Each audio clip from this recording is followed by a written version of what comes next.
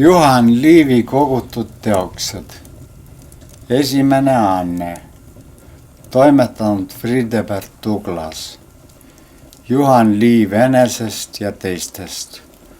Noor Eesti kirjastus Tartus 1921. aastal. Esimene päätükk. Kohtutele ja erainimestele. Praegu aust, seisusest ja inimeste otsuse järele ka mõistusest ilma tähendan mõned märkused enda tagakiusamisest üles. Nad on vist ainsad ja võivad ehk ka viimased olla, olgu kohtutele ehk erainimestele. Juba novembris 1892 panin ma võõrastavaid nähtusi tähele. Tartus Heetseli uulitsas proua Esholtsi majas elades oli öösetel katuksel paugatusi kuulda. Majarahvas ei teadnud seletust, mina ka mitte. Hiljem mõistsin, et sinna vist uulitsalt kiva visati. Vist, et majarahvast minu pärast hirmutada, mind kahtlustada. Sellel ajal oli mul kirjatööks Vari, ilmunud aastal 1894. Õhtutel oli pimedal ajal liialt koerte haukumisi selles uulitsa ümbruses kuulda. Mõnikord välja minnes nähti inimesi, minu arust kahtlasel mõttel seisvaid inimesi ligikonnas olevat, nagu kedagi ootavat. Ma ütlen kahtlasi sellepärast, et nii välja näitas.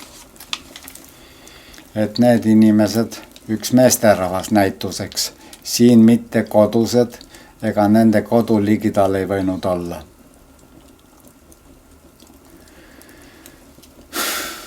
Sellesama aasta jõuludel olin ma Virumaal Väike-Maarjas venna juures. Siit jäi mulle 2 nähtust meelde. Uniküla rentniku sugulane, üks 15-aastane tütarlaps, ehmatas mu venna juures teelaual nii ära, et tee tassi ümber ja lusika maha pillas. Ta istus vastu akent. Ta ehmatus nähti kaunis raske. Ta ei ütelnud selle põhjust, aga ma arvan nüüd, et keegi teda akna tagant ehmatas. Teine asi oli üks õige toores temp. Venna elamise ruumide.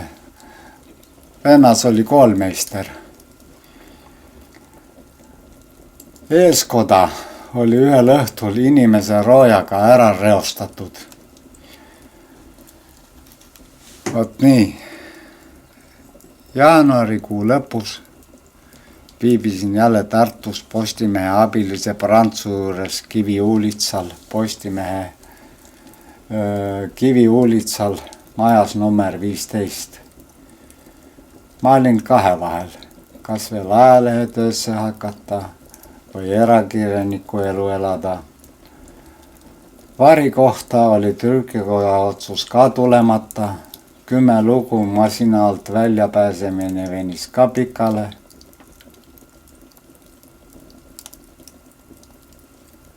Sagedased varguste tagaotsimised ja riiud väljas hoovi pealt tüütasid sel ajal minu ja teiste üüriliste rahu. Olgu küll, et ma olin Postimehe abilise korteris tollal. Meie korteris tagaotsimisi ei olnud. Veebruari algus käis Alatskivi vend Joosep oma surnud naise riideid müümas. Kutsus mind isa kodu ja teatas, et ta mind riideturul ootab. Siingi juhtus üks pahandus. Enne kui ma linnast ära tulime. Mõni minut enne seda, kui ma riideturule jõudsin, oli venna saanist riidekott ära varastatud. Vot nii. Maal, isa kodu, lootsin ma tüütavatest mälestustest rahu. Aga nüüd juba nädal või paar pärast koju jõudmist tulid salaküttide, viidennabide vahid meie naabrusse Kooki talusse. Öösetel muidugi. Et nüüd siin Rupsi külas niisugused linnuvargad ei ole, siis ei olnud seegi asi mulle mitte vähem võõrastav. Vot niisugune lugu. Pea tuli ka minu raamatu Vari trükkijalt oleviku kontori kaudu kiri, aga lahti võetult. Veebruarikuu lõpul sõitsin vennaga jälle Tartusse. Sel korral oli mul väike käsikiri Käkimäe kägu ühes, mille Postimehe toimetusele andsin. Juba arvasin ma lubamatul viisil politsei žandarmite enese peale vaatamist aimavat. Nimelt mäletan ma seda selgesti Henningi platsi peal seisvatest žandarmitest. Ükskord, vist samal päeval, Schmidti raamatupoodi minnes kuulsin ma kedagi nagu nimelt enese järel kõndivalt. Vaevalt olin ma sisse astunud, kui 2 politsisti teisel lambirdil pudel kaenlas järsku ukse lahti tõmbasid ja sisse vaatasid. Ärritatult otsisin ma politseimaja üles. Seni oli mul selle asupaik teadmata. Ei leidnud aga politseimeistrit sealt. See üteldi haige olevat. Ma läksin žandarmite ülema Nikolini juurde. See aga juhatas mind reisiülema juurde, kui kuulis, et ma maalt olen.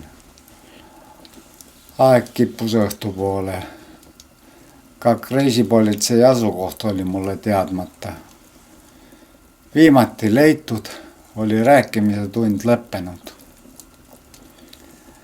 Ja kui mult uksehoidja kaunist järsult, komme poolest ütelda jämedalt, asja põhjust oli küsinud, mida ma ütelda ei võinud, pöörasin ma ümber. Nõupidamise toast kuulsin üteldavat.